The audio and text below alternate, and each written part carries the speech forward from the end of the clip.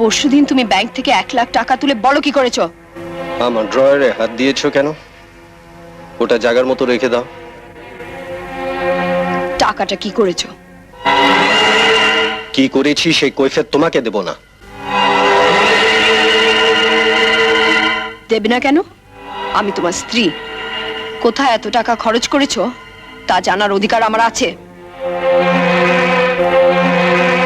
অধিকার? শুধু টাকার হিসাবের বেলা অধিকার? যাও, চেকবুক যেখানে ছিল সেখানে রেখে এসো। আমি যখন তোমার কাছে 5,000 টাকা চেয়েছিলাম তুমি দিলে না, অথচ ওই টাকাটা বাজে খরচের জন্য নয়। কোন ভালো কাজের জন্য তুমি 1 লাখ টাকা খরচা করেছো শুনি? আসতে পারি?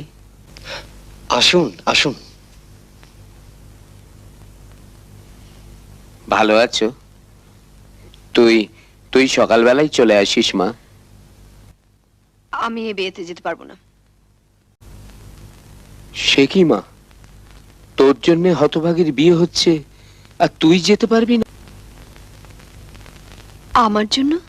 হ্যাঁ, সেদিন যদি তুই ওই 1 লাখ টাকা না পাঠাতিস তাহলে তো বিয়েটাই হতো না। আমি 1 লক্ষ টাকা?